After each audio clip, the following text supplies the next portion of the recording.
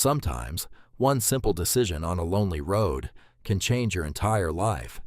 I only stopped to give a stranger a ride home, never imagining that her mother would declare war on me.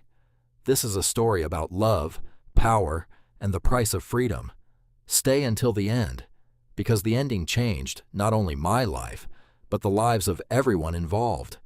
Before we begin, don't forget to subscribe to the channel so you won't miss future stories. And tell me in the comments, what's the last book you read? I'd love to hear your recommendations. That evening, I left the office later than usual. Then again, usual hadn't existed in my life for a long time. For months, I'd been stuck in the same cycle. Work, reports, calls, other people's deadlines, coffee from a vending machine that tasted like warm disappointment, and endless promises from management that things would change soon. I could practically hear those words echoing in my head as I rode the elevator down to the parking garage. Soon, always soon. For 2 years, I had been waiting for a promotion. For 2 years, they had smiled at me, patted me on the shoulder, and said, "Daniel, you're on the right path. We see your potential." Sure they did. They saw me whenever someone needed to stay late, fix a disaster, or rescue a project that was already sinking. But whenever the conversation turned to a promotion, a better position, or a decent salary, there was always another excuse. If careers were built on promises, I would have been a vice president by now. Instead, I was stuck exactly where I'd started. I got into my car and slammed the door harder than necessary. For a few seconds, I just sat there in the darkness. I was wearing a white t-shirt and dark blue pants. My jacket was tossed into the back seat. The car smelled like damp fabric, stale coffee, and the kind of exhaustion that follows you home after a long day. Rain tapped against the windshield. Not a storm, just the kind of steady rain that doesn't seem dangerous until you step outside and get soaked within minutes. I started the engine. The headlights cut through the dim concrete garage, illuminating wet tire marks and empty parking spaces. One of them belonged to my boss. Of course, he was already gone. People who promise you a brighter future always seem to leave work on time. I laughed quietly to myself and pulled out onto the road. The city faded behind me. First came the bright storefronts, gas stations, and apartment buildings. Then fewer lights, fewer cars, less noise. The road narrowed as the rain painted the windshield with shifting patterns of silver. The wipers moved back and forth with a tired squeak. Inside the car, it was warm. The heater hummed softly. The dashboard glowed blue in the darkness. Outside, there was cold rain, black trees, and empty roads. Inside, there was silence. For the first time all day, nobody needed anything from me. I drove on autopilot, and I thought about quitting, about stopping the endless waiting, about walking into my manager's office the next morning and saying, "Either you give me the promotion or I'm gone." I imagined his face, then mine. Then I realized I probably wouldn't say any of it, and somehow that made me even angrier. I pressed the accelerator. The headlights stretched across the wet asphalt. The radio crackled, caught a few seconds of an old song, then disappeared back into static. I reached to turn it off, and that's when I saw her. At first, just a silhouette, standing on the side of the road, a dark figure almost swallowed by the rain. I slowed down. A woman, alone, late at night, on an empty road. She was completely soaked. Wet brown hair clung to her face and shoulders. One hand held a phone, the other a small purse. I drove past her before instinctively pressing the brake. The car rolled to a stop. The wipers continued their rhythm. I looked in the rearview mirror. She had stopped too. Immediately, every warning I'd ever heard flashed through my head. A young woman, an empty road, a dead phone, late at night. This sounded exactly like the beginning of a story where someone gets robbed. Or worse. It's probably a setup, I thought. Maybe there were people hiding nearby. Maybe she was bait. Maybe I was just paranoid after a terrible day. I sat there watching her through the mirror. She wasn't running toward the car, wasn't waving dramatically, wasn't acting helpless. She was simply standing there in the rain, cold, tired, and probably just as frustrated with life as I was. Then she pressed the power button on her phone. The screen stayed black. She stared at it with the expression of someone ready to throw it into a ditch. I sighed. "Oh, come on, Daniel." I turned on the hazard lights, rolled down the window, and called out, "Hey, do you need help?" She looked at me cautiously. For a few seconds, we studied each other through the rain and the headlights. Then she walked closer, but not too close. Smart. "My phone died," she said. Her voice wasn't trembling from fear. It was from the cold. "I was trying to get to a gas station, but I think I got lost." "Where are you heading?" She gave me an address. I frowned. That neighborhood was expensive. Very expensive. The kind of place where even the bushes probably had personal gardeners. "That's at least 15 minutes away," I said. "Walking? You'll get there sometime tomorrow." She laughed softly. "Well, that's encouraging. I can give you a ride, but fair warning, if this is some kind of scam, I've already had a terrible day." She looked at me, then at the car, then back at me. "If I were planning a crime," she said, "I'd pick better weather." I couldn't help smiling. Fair point. She opened the passenger door and got in. A rush of cold air and the scent of rain filled the car. She closed the door and let out a relieved breath. I turned the heater up. "Thank you," she said, rubbing her hands together. "No problem. Just buckle up." She did. I pulled back onto the road. For the first few minutes, we sat in comfortable silence. Rain, wipers, engine. That was it. I glanced at her. She looked about 24, brown hair, bright blue eyes, not the cold, distant kind. There was warmth in them, life, humor, something genuine. "I'm Daniel," I said. "Emily." "Nice to meet you, Emily who walks through rain with a dead phone." "Nice to meet you too, Daniel, who thinks I'm a criminal." "I never said criminal, but you thought it." "Is my face really that obvious?" She smiled. "Your face says you've had a long day." She was right.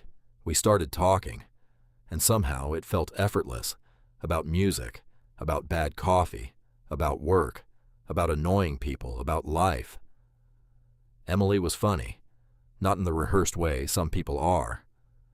She laughed at herself, told stories about getting lost, making mistakes, and hating fancy social events. She didn't act rich. She didn't act superior. She didn't act like one of those people who measure everyone around them. She felt normal, real, and that surprised me. By the time we reached her neighborhood, I realized something strange. For the first time in months, I hadn't thought about work, not once. The road curved upward toward a massive gated property. The gates slowly opened. Emily grew quieter. "Everything okay?" I asked. "Yes." Too quickly. I let it go.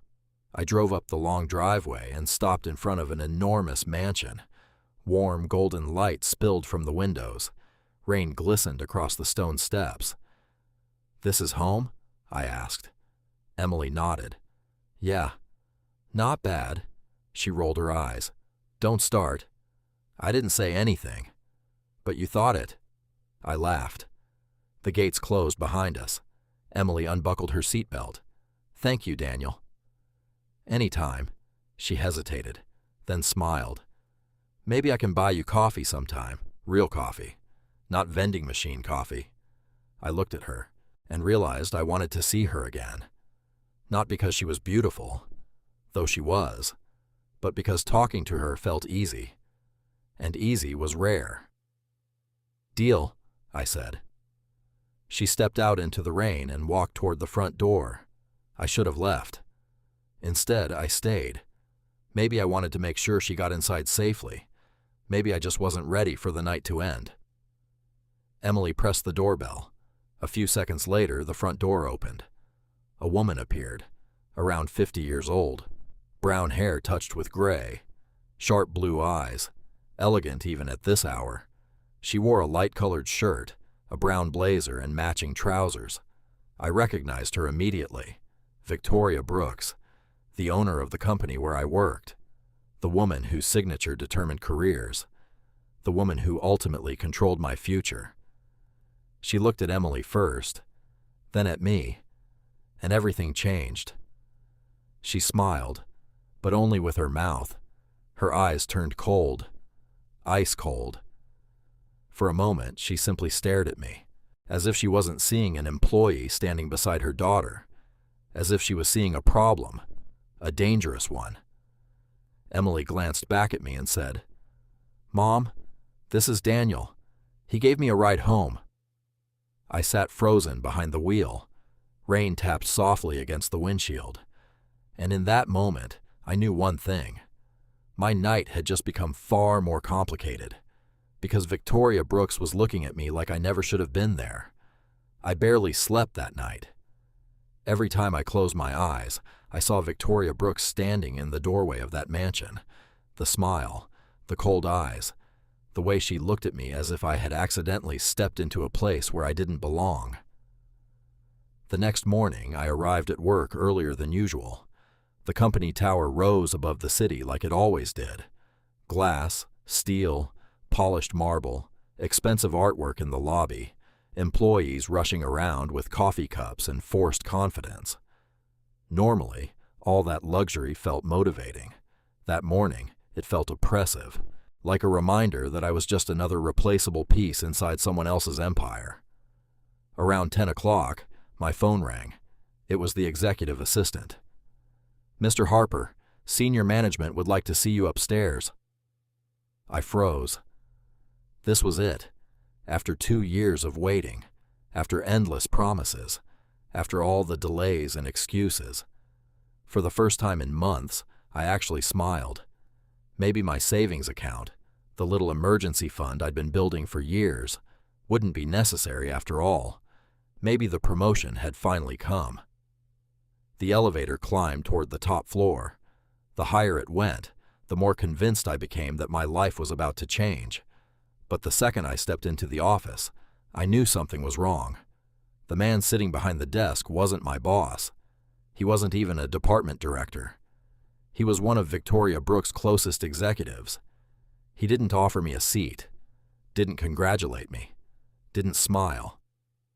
"Daniel," he said calmly, "you need to be careful." I frowned.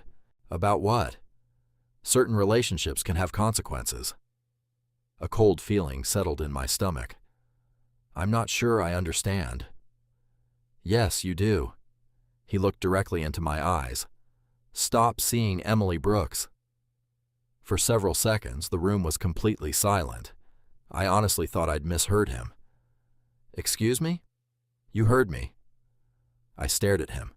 "Is this a joke?" "No." "Then what is it?" He folded his hands on the desk. "A warning." The word landed heavily. "This is none of your business," I said. "It becomes our business when it affects the company." I almost laughed. The company? Of course. Everything was always about the company. "You're seriously telling me who I can and can't talk to?" "We're telling you not to make a mistake." "And if I ignore your advice?" He paused, then spoke in the same calm voice. "Then you should start looking for another job." There it was. Not a conversation, not advice, a threat. When I left the office, my hands were clenched into fists. For 2 years, I'd been waiting to be called upstairs. I thought it would be for a promotion. Instead, I'd been summoned to receive a warning, and the reason had a name. Emily. The strange thing was that later that evening, my phone vibrated. A text message from her. Emily. "Hey, I hope your day was better than my walk in the rain." I smiled before I even realized it. Then I replied, and she replied back. And somehow, one conversation turned into another, then another. Then another. That became our routine. The days belonged to the office. The nights belonged to Emily.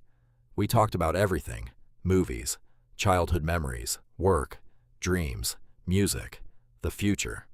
Sometimes we texted until 2 in the morning, and the more I got to know her, the harder it became to imagine not talking to her.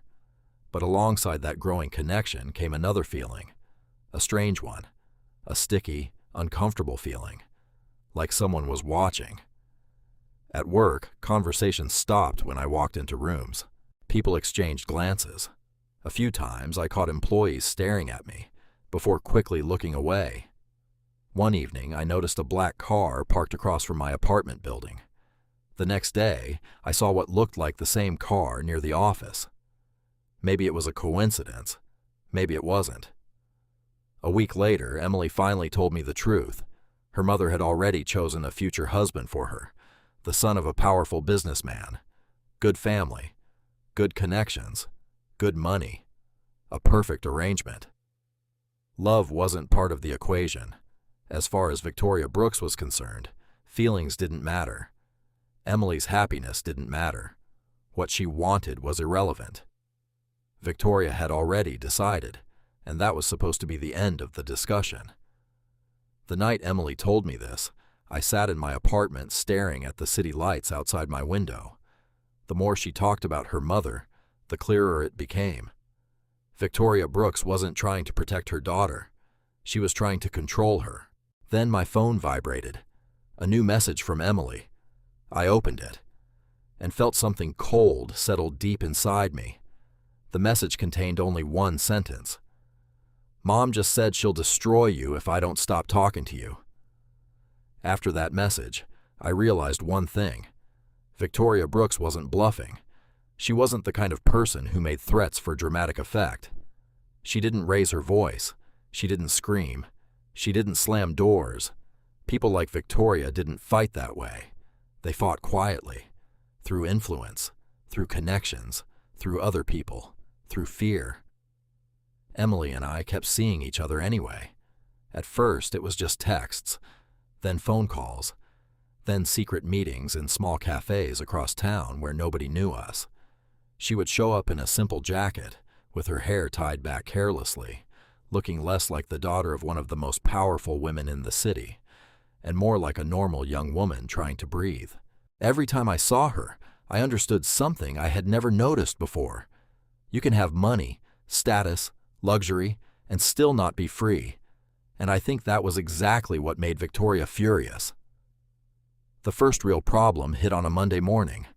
I arrived at work, sat down, opened my laptop, and searched for a major client presentation I'd spent nearly 3 weeks preparing. The file was gone. At first, I thought I'd clicked the wrong folder. Then I checked the cloud storage. Nothing. The backup server. Nothing. My email. Nothing. The entire project had vanished. I sat there staring at the screen, trying to figure out what was happening. 10 minutes later, my manager walked over. "Daniel, the client expects the final version in an hour." "I know," I said. "The file disappeared." He stared at me. "What do you mean, disappeared?" Exactly what I said. The look on his face told me everything. To him, it sounded ridiculous. It sounded like a disaster, a complete mess.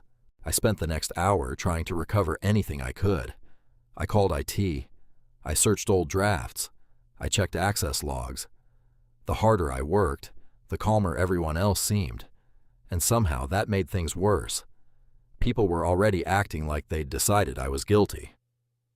By lunchtime, the project reappeared. Or rather, an old version appeared. A version filled with mistakes, wrong numbers, unauthorized edits, changes I had never made. That evening, I got publicly criticized during a team meeting. "Unacceptable, Daniel. You let the department down." This raises serious concerns. I sat there listening, trying not to lose my temper, because any attempt to defend myself would only make me look worse. The next day, things got even stranger.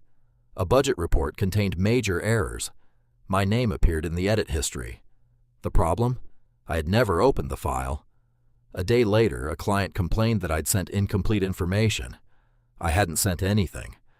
Then the rumors started, quietly at first, whispers in the break room, conversations that stopped when I walked by, people lowering their voices in elevators.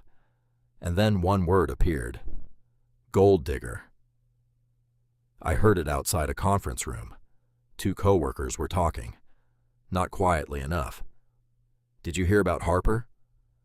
"Yeah. Found himself a shortcut to the Brooks fortune. I wonder how long he'll keep it up." I stopped walking. They noticed me instantly. One looked at his phone. The other walked away. Neither said another word. That's when I understood. This wasn't random. Someone wasn't trying to embarrass me. Someone was trying to destroy me, piece by piece. First my work, then my reputation, then my credibility, until nobody questioned what happened when I was finally gone. I tried to stay focused, but paranoia slowly crept into everything. I checked every file 3 times, saved copies of every email, took screenshots of everything, started documenting every conversation. One afternoon, I caught my reflection in the glass wall of the office. For a second, I barely recognized myself. Dark circles under my eyes, tense shoulders, a man constantly waiting for the next attack. At night, Emily and I talked on the phone. Those conversations became harder with every passing day. "Daniel, I know it's her," Emily said one evening. "I know. Can you prove it?" "No." I tried talking to her. I already knew how that conversation ended. "And?" Silence. Then Emily sighed. "She says you're pretending. She says you're only with me because of money." I laughed. Not because it was funny, because it was unbelievable. "Convenient," I said. "If I stay quiet, I'm guilty. If I defend myself, I'm manipulating you. If I love you, it's for money." I don't believe her. I know. Seriously, I don't. "I know, Emily. But she's pressuring everyone. You, me, people at the company. She acts like she's protecting me, but she's really just trying to control everything." I could hear the exhaustion in her voice, and I hated the fact that I couldn't protect her from any of it. Victoria was too careful, too smart. No direct orders, no evidence, no threats anyone could record. Just pressure, influence, and fear. But deep down, I knew, absolutely knew. It was her. Everything had started the night I drove her daughter home. A week later, I was called into a conference room. 3 people were waiting for me: my manager, the HR director, and the executive who had warned me to stay away from Emily. A thick folder sat on the table, like a sentence waiting to be read. "Daniel," the HR director began, refusing to meet my eyes. "After reviewing multiple incidents, the company has decided to terminate your employment." I stared at him, then at my manager. "You're firing me?" "Yes." "For mistakes I didn't make?" Nobody answered. "Are you serious?" The executive leaned forward slightly. "We warned you that certain choices have consequences." That was it. No shouting, no argument, no chance to defend myself, just signatures, false accusations, and a cardboard box for my belongings.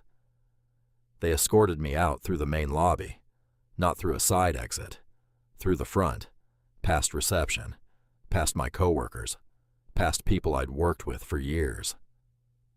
Everyone watched. Some looked sorry, some looked curious, some looked like they'd expected this all along. The security guard handed me my jacket and my employee badge. The badge had already been cut in half.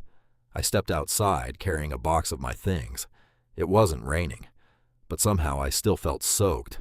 I got home late that evening, dropped the box beside the wall, sat on the floor in my hallway, and stared at my phone.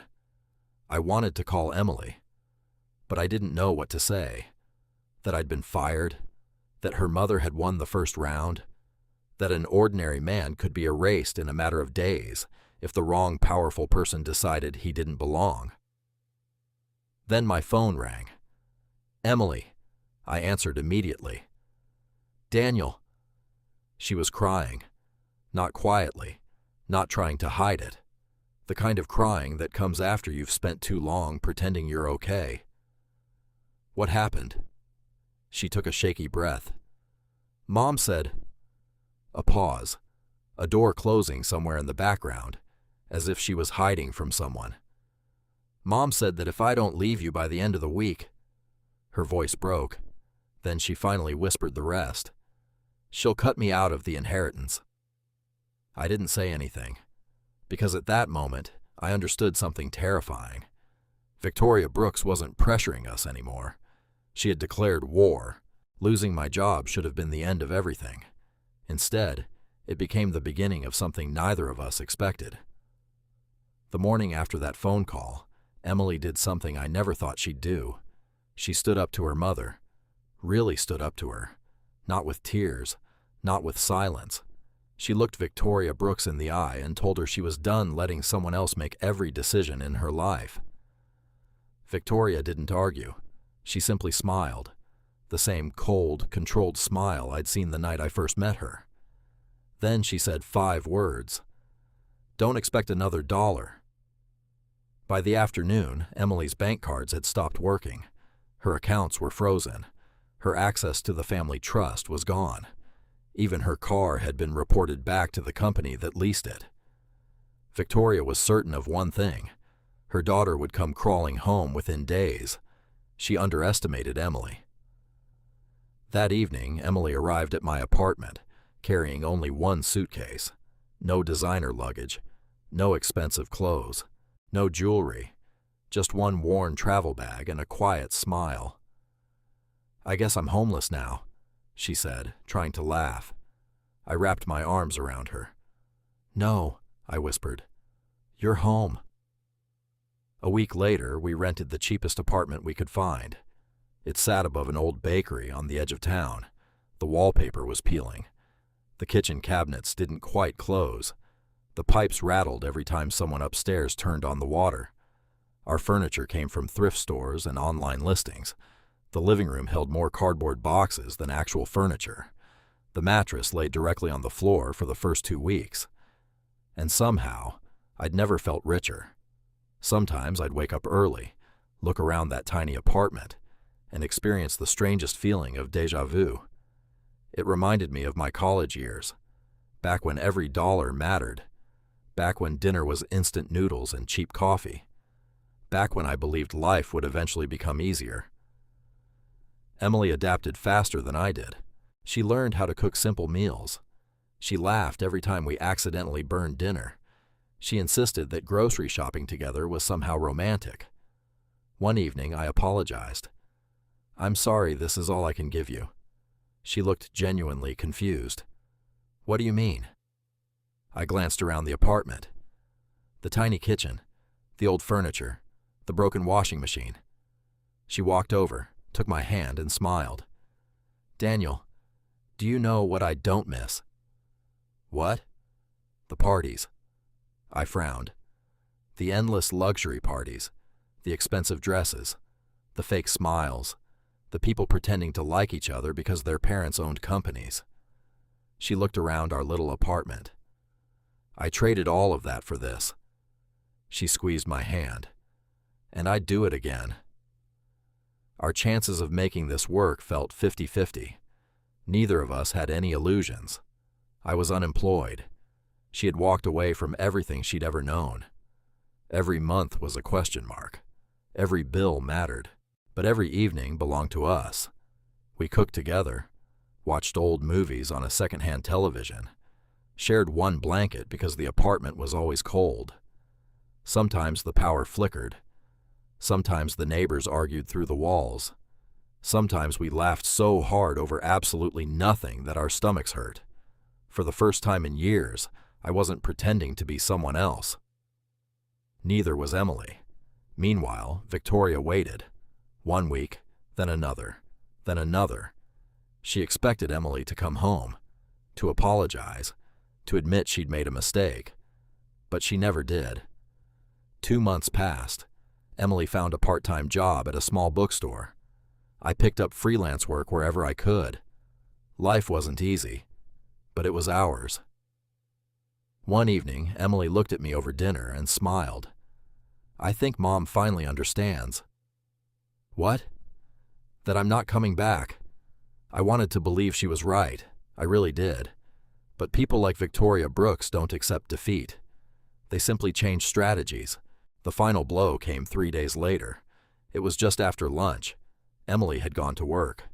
I was updating my resume when my phone rang. Unknown number. I answered. "Hello? Is this Daniel Harper?" "Yes." "This is Detective Collins with the Financial Crimes Unit." I frowned. "I'm sorry. What?" "We need you to come to the station today regarding a criminal investigation." My stomach tightened. There must be some mistake. The detective's voice remained calm. "A formal complaint has been filed against you." "What complaint?" A brief pause, then the words that made the room go completely silent. "Financial fraud." I couldn't even speak. There has to be some misunderstanding. "I'm afraid the complaint comes directly from the reporting party." "Who?" The answer came without hesitation. "Victoria Brooks." And in that moment, I realized she had just launched her final attack. The weeks that followed were the hardest of my life. Victoria Brooks used every connection she had.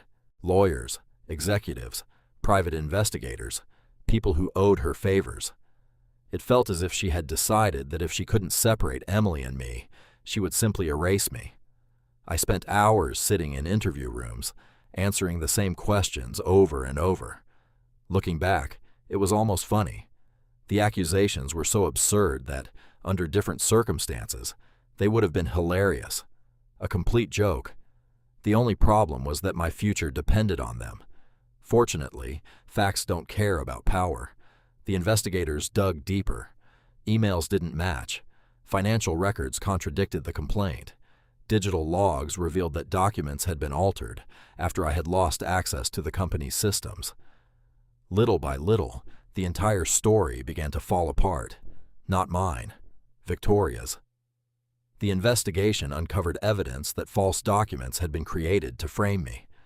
Several employees quietly admitted they had been pressured to stay silent. By trying to destroy me, Victoria had exposed herself. When the charges against me were officially dropped, I walked out of the courthouse feeling lighter than I had in months. But Emily wasn't smiling. She wanted one last conversation with her mother. I waited outside the mansion while she went in alone. More than an hour passed. When she finally came out, tears filled her eyes. Not tears of fear, tears of acceptance. "What happened?" I asked softly. She looked back at the house. I asked her one question. "What? Did you ever love me, or did you only love controlling me?" I stayed silent. She never answered. Emily took a deep breath. "She just told me I had ruined my future." She looked at me and gave a tired smile. "No, I finally chose it." That day, she walked away from her mother for good. Not out of anger, out of freedom. A week later, something unexpected happened. One of Victoria's biggest competitors contacted me. They had followed the investigation. They knew my reputation had been destroyed unfairly. Their offer was better than the promotion I'd spent 2 years waiting for. Better salary, better position, a fresh start. For the first time in a long time, I felt like life wasn't taking something away from me.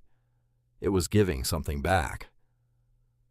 Months later, Emily and I stood inside a small church, surrounded by the people who had stayed with us through everything. One seat remained empty. Victoria never came. As the music began and Emily reached for my hand, her phone vibrated. One final message, from her mother. She looked at the screen for a long moment before showing it to me. It said, "I still don't approve of your choice, but for the first time, I'll let you make it yourself." Emily quietly locked her phone and slipped it into her pocket. She smiled. Not because her mother had finally accepted me. She hadn't. She smiled because, for the first time in her life, she no longer needed permission to be happy. As we stood before the altar, I realized something. Real freedom isn't walking away from the people who hurt you. It's reaching the point where they no longer control the direction of your life. And at that moment, our war was finally over. Thank you for staying with me until the very end. This story reminds us that true love is built not on money, status, or other people's expectations, but on mutual respect, trust, and the freedom to choose one another. Sometimes the people closest to us try to control our lives while calling it love, but real growth begins the moment we stop living for someone else's approval and find the courage to make our own choices. If you enjoyed this story, please leave a like, subscribe to the channel, and share your thoughts in the comments. Your support truly means the world to me and inspires me to create more stories like this. Thank you for spending your time with me. Take care of yourselves and the people you love. Sending a big hug to every one of you.